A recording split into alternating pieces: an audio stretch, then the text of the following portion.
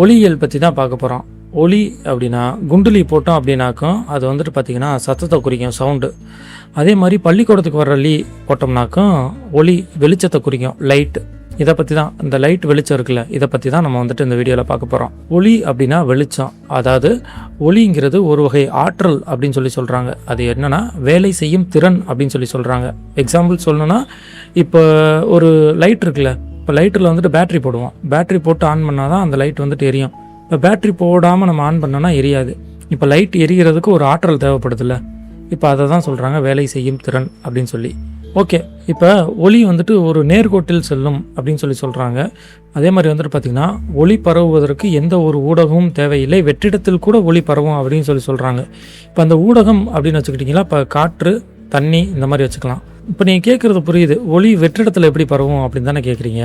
அதாவது இப்போ சூரியனை எக்ஸாம்பிளுக்கு எடுத்துக்கங்க. சூரியன் வந்துட்டு விண்வெளியில் பல்லாயிரம் கிலோமீட்டர் தூரத்தில் இருக்குது. அங்கே இருக்கக்கூடிய சூரிய ஒளி வந்துட்டு நம்ம பூமியை வந்து அடையிறதுக்கு 8 நிமிஷம் 20 செகண்ட் ஆகுதுன்னு சொல்கிறாங்க. இப்போ பூமிக்குள்ளே வரும்போது தான் காற்று இருக்குது, நீர் இருக்குது, எல்லாமே இருக்குல்ல.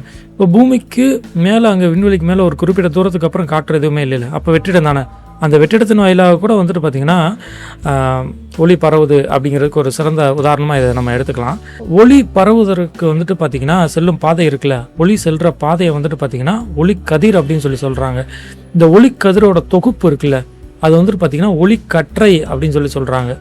ஒளியை வெளிப்படுத்தும் பொருள், அதாவது ஒளியை வந்துட்டு ஒரு பொருள் வெளிப்படுத்துறதுல அது வந்துட்டு பார்த்திங்கன்னா ஒளி மூலங்கள் அப்படின்னு சொல்லி சொல்கிறாங்க. இந்த ஒளியியலில் வந்துட்டு பார்த்திங்கன்னா ஒளி விலகல், நிறப்பிரிகை, ஒளிச்சிதறல் அப்படிங்கிற 3 இருக்குது.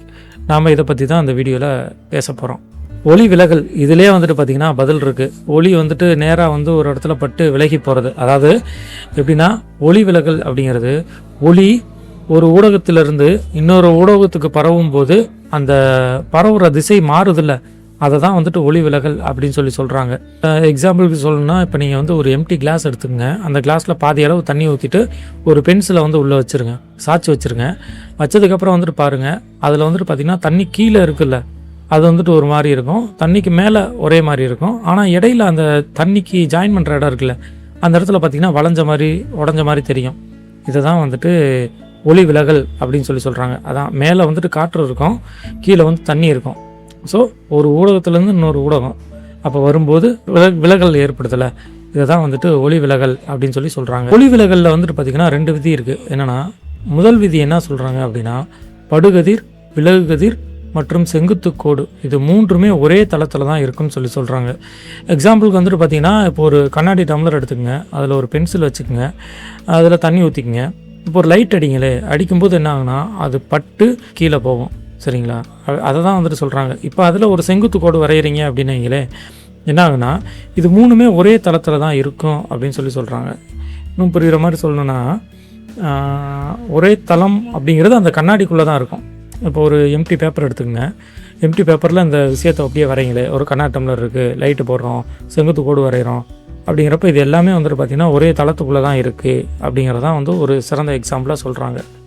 ஒளி விலகலோட 2ஆம் விதியில் என்ன சொல்கிறாங்கனாக்கும், ஒளி எந்த 2 ஊடகங்கள் வழியாக சென்றாலும் படுகோணத்தின் சைன் மதிப்பிற்கும் விலகு கோணத்தின் சைன் மதிப்பிற்கும் உள்ள விகிதம் மாறாமல் இருக்கும் அப்படின்னு சொல்லி சொல்கிறாங்க. அதாவது sin i by sin r equal to மாறிலி அப்படின்னு சொல்கிறாங்க. எக்ஸாம்பிளுக்கு வந்துட்டு பார்த்திங்கன்னா, இப்போ ஒரு கண்ணாடி டம்ளர் எடுத்துக்கங்க, அதில் பாதி தண்ணி ஊற்றிக்கங்க, மேலேருந்து ஒரு 30 டிகிரி லைட் அடித்தோம் அப்படின்னாக்கும் என்ன ஆகுனா, அந்த லைட்டு பட்டு விலகி ஒரு இடத்துக்கு போகும்ல, அந்த விலகல் டிகிரி இருக்குல்ல, இப்போ sin r sin i இதெல்லாம் வந்துட்டு பார்த்திங்கன்னா மாறாது, எப்பயுமே கான்ஸ்டண்ட்டாக தான் இருக்கும். அதே மாதிரி ஒரு 40 டிகிரிக்கு அடிக்கிறீங்க அப்படின்னா, அந்த 40 டிகிரிக்கு எப்போ அடிக்கும் போதும் அதே விஷயந்தான் இருக்கும், அதே டிகிரி தான் இருக்கும், மாறாது.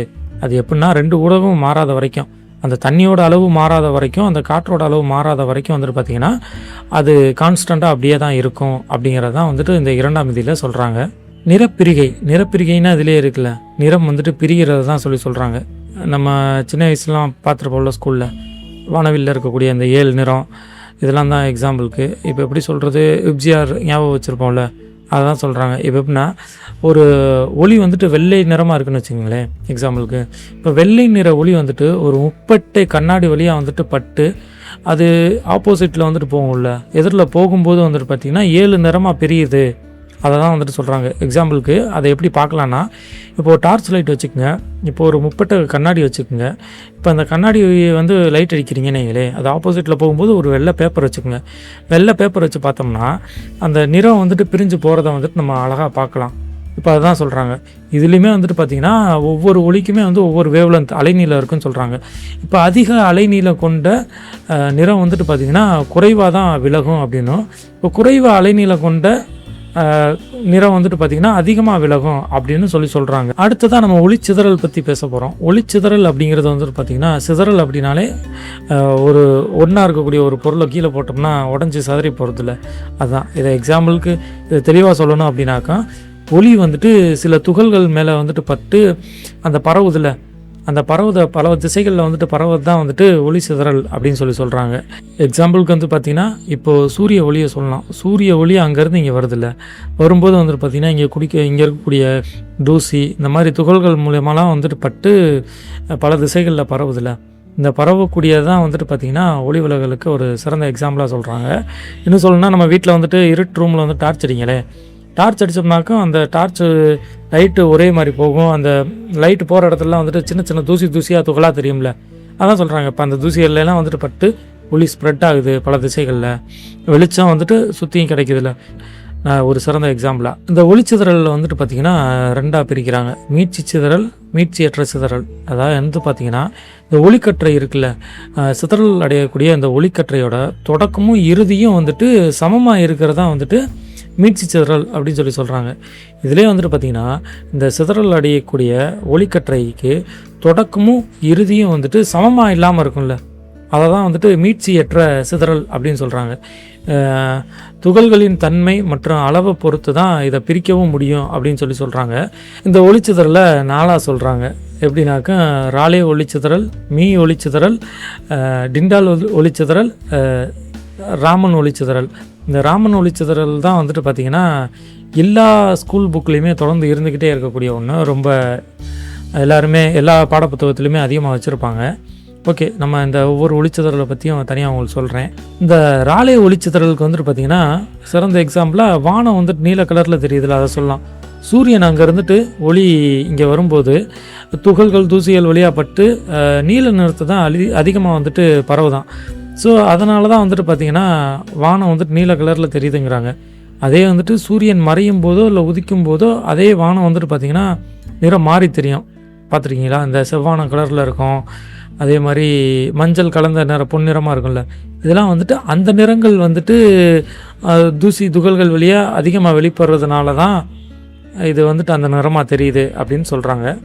மீ ஒளிச்சிதறல். இந்த மீ ஒளிச்சிதறலுக்கு சிறந்த எடுத்துக்காட்டு எப்படி சொல்லலாம் அப்படின்னாக்கா, இப்போ வந்துட்டு ஒரு பனி அதிகமாக இருக்க இடத்துல வந்துட்டு ஒரு டார்ச் லைட் அடிங்களே. இப்போ டார்ச் லைட் அடித்தோன்னா ஒளி அப்படிங்கிறது நேராக தான் போகும் இல்லையா? பனியில் படும்போது என்ன ஆகும் அப்படின்னா, அந்த தூசிகள் துகள்கள் இதனால் வந்துட்டு பார்த்திங்கன்னா அப்படியே பரவி தெரிகிற மாதிரி தெரியும் நம்மளுக்கு. நேர்கோட்டில் எல்லாம் அப்படி பரவி சுற்றியும் வெளிச்சமாக இருக்க மாதிரி தெரியும் இல்லையா? அதை தான் வந்துட்டு பார்த்திங்கனாக்கா மீ ஒளிச்சிதறல் அப்படின்னு சொல்கிறாங்க. டிண்டால் ஒளிச்சிதறல் ஒரு கூழ்ம கரைசலில் உள்ள கூழ்ம கரைசல்களால் ஒளிக்கதிர்கள் சிதறல் அடிக்கின்ற நிகழ்வு தான் வந்துட்டு பார்த்திங்கன்னா டிண்டால் ஒளிச்சிதறல் அப்படின்னு சொல்கிறாங்க. டிண்டால் ஒளிச்சிதறலுக்கு ஒரு சிறந்த எக்ஸாம்பிள் எப்படி சொல்கிறாங்கனாக்கா, ஒரு இருட்டு அறையில் வந்துட்டு டார்ச் லைட் எடுத்துக்கங்க. அந்த டார்ச் லைட்டை வந்து அடிக்கும்போது என்ன ஆகுனா, டார்ச் ஒரே பக்கமாக தான் லைட் போகும் இல்லையா, ஒரே மாதிரி.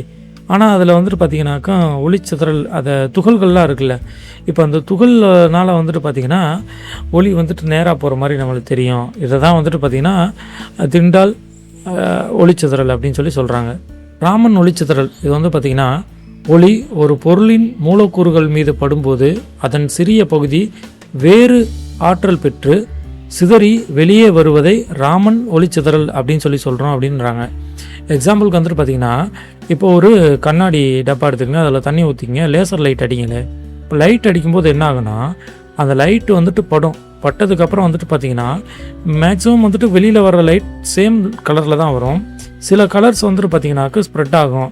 அந்த ஸ்ப்ரெட் ஆகிற விஷயத்தை தான் வந்துட்டு பார்த்திங்கன்னா ராமன் ஒளிச்சிதறல் அப்படின்னு சொல்கிறாங்க. இந்த ராமன் ஒளிச்சிதறல் நிறைய இடங்களில் பயன்படுது. எதுக்குன்னா, மருந்துகளோட தரத்தை வந்து கண்டுபிடிக்கிறதுக்கு, அப்புறம் வந்துட்டு பார்த்திங்கன்னா இந்த ரத்தினம் வைரம்லாம் இருக்குல்ல, அதை வந்து சோதனை பண்ணுறதுக்கு, அப்படி வந்துட்டு அப்புறம் அந்த மருந்துகள் மூலக்கூறுகள் இருக்குல்ல, ரசாயன பொருளோட மூலக்கூறுகள், அதை வந்து கண்டுபிடிக்கிறதுக்குலாம் வந்துட்டு பார்த்திங்கன்னா இந்த ராமன் ஒளிச்சிதறல் பயன்படுது அப்படின்னு சொல்கிறாங்க. அடுத்து ஒளியியல் கருவிகள் அப்படிங்கிற டாப்பிக்கை முடிஞ்ச வரைக்கும் அடுத்த வீடியோவில் உங்களுக்கு சொல்ல முயற்சி பண்ணுறேன். அதே மாதிரி ஒளியியல் சவுண்டு பற்றியும் வந்துட்டு பார்த்திங்கன்னா அதுக்கு அடுத்த வீடியோவில் சொல்கிறதுக்கு பார்க்குறேன். இந்த வீடியோ எப்படி இருந்துச்சுன்னு மறக்காமல் கமெண்ட் பண்ணுங்கள். தேங்க்யூ.